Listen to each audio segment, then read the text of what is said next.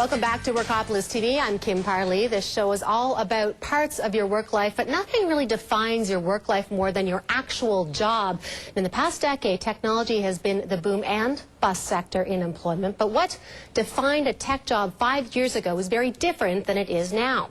For a little perspective, I'm joined by Matt Clancy. He's a search practice manager for Rostie and Associates, and by Olga Fragis. She's the director of IT staffing at Staffworks. Thanks very much, both of you, for coming in.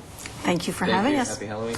Olga, I'm going to start with you. I want to ask you, what is the state overall of hiring in the tech industry right now? I mentioned we've been through boom, we've been through bust. Where are we right now in the cycle? We're actually in a great place, I think. We're slowly moving. We've seen it in the last year, and it's really, really nice to see, being able to put some smiles on some people's faces. So I can only see it going up, and definitely, as you said, every 5 years we tend to see this. We see companies revisiting their systems and changes happening. And I think that's where we're at now. Give me a sense of what kinds of positions are being hired right now. I mean, is it right across the board, or are you seeing pockets of activity? No, I think the focus right now is more on the functional side, the business side, business analysts, systems analysts, project managers. I think that's where they are revisiting systems, looking at the needs, starting to write up specs. And we are seeing glimpses from time to time of development, but not as much, not yet. I think we'll see it in the near future, though. Matt, how about you? What are you seeing? Our roles across our practices have been closer to the customer. So from a project management point of view, I would definitely agree. Sales, business development, things that the customer needs in order to drive the revenue that has sort of fallen off in the past few years. But what areas would you say are hot? Now, when I say, because we talk about positions, industries, kinds of companies that are hiring, and what sectors? Business intelligence, specifically. How do we keep our customers? That's been a very important theme over the past couple of years. Networking, from a storage and from an IP point of view. How do we secure our networks from a hardware and software point of view?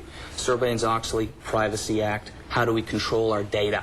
So those three industries have, for the right role, have been hot. What about salaries? I want to get to numbers here, because a lot of people look to the tech boom and think of they could have made their millions had they joined a startup. But what is the realistic salary of somebody? And I know I'm asking about a whole range of things, but from someone who is a programmer all the way up to somebody perhaps who's in sales on the technology side.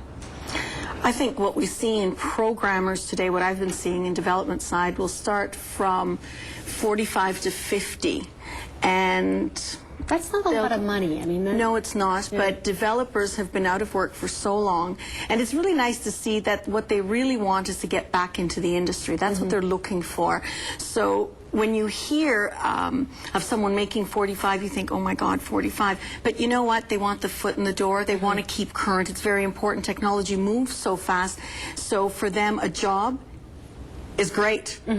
And they have a smile on their face. They're more than happy to take it. And it's nice for us to see that there is more than just the money that's important to them. Right. Now, what about moving up the pay scale a little bit? It really all depends on what industry specifically you're in, but from take a sales perspective, you're talking an on-target earning of anywhere from $225 to $350, 1/3 being basic compensation, 2/3 being upside. Project management would be in the 140 to 160 range, depending on industry. Marketing managers would roughly have a very substantial base in 6 figures as well, with a 30–40% upside. Now tell me then, if someone was actually coming into technology, and this may seem like an obvious question, why would I choose to be a programmer perhaps when I could be a project manager or get into sales? And what are the different kinds of skill sets people need for each of those positions? I was just about to say that they're two different things, and it's really what they like and what they're good at. There are people who enjoy the development side, the coding side. Being a project manager, you also have to enjoy the business. You have to enjoy the people. And you have to be able to look at it from a perspective not only hands-on. So it really depends on what you're looking for in a career. And I think people are more geared to that. They're more sensitive than ever before. Very different. From a sales point of view or marketing point of view, soft skills and industry knowledge. Some of the best salespeople have come from a fingers-on keyboards role, moved into a project management role, which has given them exposure to the customer, and then moved into a sales role. So they actually can add business value from a soft skills point of view on what the technology will do for the customer and how it fits with their business. When we come back, we're going to stick with, we're going to be right back with Matt and Olga in just a moment, find out if you really need tech experience to get into the technology industry. But keep in mind, it's Halloween, and to celebrate, Tony went out and did his own version of trick-or-treating. He checked out what kind of work horror stories a few employees had to tell. Tony, what did you find out? Well, you know, our friends over at Virgin Mobile had a Halloween party today, and they're a younger group. They sort of followed the work hard and play hard philosophy. They had a little party, they got dressed up, they carved some pumpkins, and they decorated their office. So we thought it would be a good time to ask them to share some work horror stories with us. And believe me, you don't have to go out trick-or-treating to get scared out of your wits. And I just had this one boss who just didn't take a liking to me at all, and it turned out to be, I mean, you could still, you know, I made the cruise ship experience fun, but it made it a little bit more difficult. Breeze. Once I worked at a hamburger palace, and our boss would tell us that the floors were carpeted, and when we cleaned up at the end of the night, we were told that if there were more than 20 sesame seeds found on the carpet, our job was over. All right, so I was working in retail, and one night it was getting really, really slow. So my manager actually came up to me and paid me to try on girls' clothing while working. And that's my story.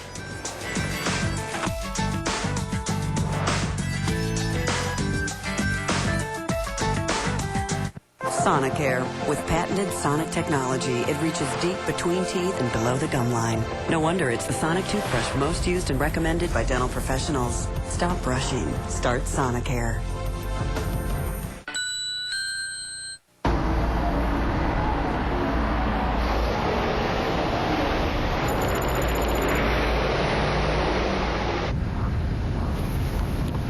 Three climate zones. How's he doing back there?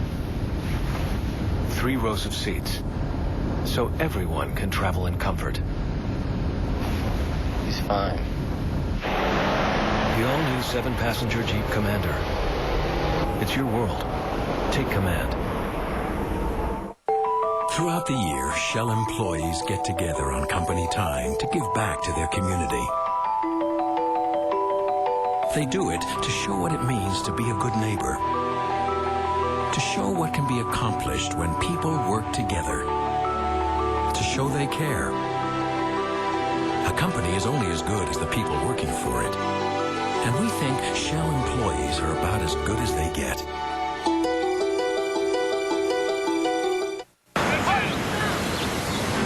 You know, I was cut from the junior team too. That's when I joined the running club.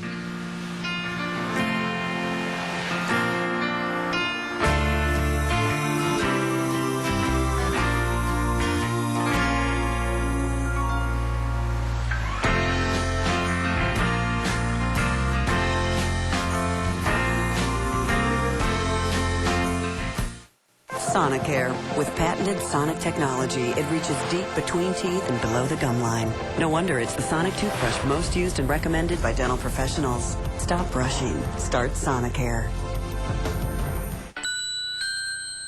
What's your gut tell you? This dog's going south in a hurry. I am not shy about speaking my mind when I see corporate stupidity. We shall see what the future holds, but I am optimistic. Call us for expert advice. Market Call with Jim O'Connell, weekdays at 12:30 Eastern, 9:30 Pacific. Closed captioning of this program is brought to you in part by One Financial. Discover upside-only investing through One Financial's first family of guaranteed linked notes. Visit onefinancial.com to learn more. Welcome back to Workopolis TV. I'm Kim Parley. I'm joined by Matt Clancy, Manager of Search Practice at Rostie and Associates, also by Olga Fragis. She's Director of IT Staffing at StaffWorks. We were talking about a lot of the opportunities out there, whether it's programming or moving all the way into project management and sales. I want to shift the conversation a little bit in terms of what people need to do in order to get a job, the kind of person they need to get to. Now, before I ask you the question, we actually talked with the Chief Information Officer at Lavalife, Lauren Hicks, and asked him what he's looking for, and this is what he had to say. What I personally look for is people that have had a more interesting career path. I find the people that are more successful in very aggressive technology companies or very aggressive entrepreneurial organizations, even if they're not technology-based, are people that have had a varied career. So it's not somebody that went to high school and then went to college and then got a university degree in computer programming. It's somebody that might have been a bartender in the Yukon for 10 years and then went back to school and took some programming courses. Those people work very, very well. So how important is that Yukon bartending experience when you're getting your CV ready for a technology company? Highly valuable. Highly valuable. Well, according to him it is. But in all seriousness, how interesting is a diverse resume for somebody who's looking for a job? It really all depends on the client requirements, the honest answer. Yeah. You would want some dynamic background in your candidates. You would want them to be assertive, and that can come from a broad variety. But it really depends on the corporate culture internally and how that fits the individual, honestly. How do you scope that out? I mean, if I'm applying to Lava Life, and that's what it was a very successful Canadian startup, and they're probably looking for the more aggressive personalities. But how do I gauge that? If I'm putting in a CV to say, how do I know what they want to hear? Well, first of all, on our side, we have to really understand our client. If we're going to do a good job and find that person and make sure the fit is the perfect one, then we have to understand the company culture of our client. Once we've done that through screening, we know what we're looking for, and it's something that you can't learn. It's you, right? And it doesn't mean that. And you can only change a certain amount of who you are. So the fit may not be there, but that doesn't mean that there won't be a company out there, right, where you will suit that company culture. So you can't really change who you are. But definitely we can screen out, and that is part of our job, right, to be able to understand the corporate culture and to weed out the people that would be able to fit. I'm a big believer in dynamics. If you look at the people that we work with in our practices, we've got a gentleman who's got a wonderful entrepreneurial background. He actually owned 4 Holy Chow restaurants and has that nature before coming on board, and he's a great colleague and a wonderful co-worker. Another lady was a VP of sales and marketing for an online music company. So there is that dynamic background with it, and we look for it specifically. But it's specific to the company, of course, in terms of what the culture Very fits much in. so. I want to go back and ask you, I mentioned before we went to break, saying how important technology experience is for you to work in the technology industry. Do I have to have programming experience if I want to be the Vice President of Sales at Cognos, for example? Simple answer, no. No? No. But you would need broad industry experience, and you'd have to have some depth with understanding of the business intelligence marketplace from a broad variety of backgrounds. Do you think that's the case? Do you have to be a techie to get a job in a technology company? No, definitely not. And one of the things that I said earlier is that we were seeing a lot of the functional side and a lot of those needs, a lot of the business side, where no, you wouldn't need to be a hands-on person. Of course, you would have to understand technology, right? I want to ask you, if you were advising somebody applying for a job, and I know I'm lumped in technology in terms of consulting and hardware and software, and I know I'm kind of lumping it all in one big bucket.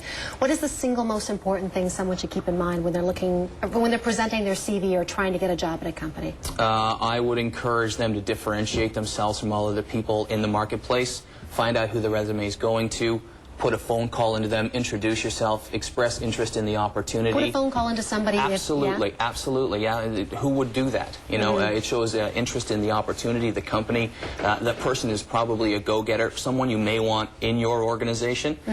Get in front of them, interview well, prepare, do your homework, close the interview out, follow it up. And anything different someone should keep in mind when approaching a technology company versus, say, a consumer goods packaging company? I mean, is there anything specific you need to demonstrate to make them think that you're the one for the job? Not necessarily, no. I think what you were saying earlier is do your homework. Understand the company. Get as much information as you can. Do a lot of networking.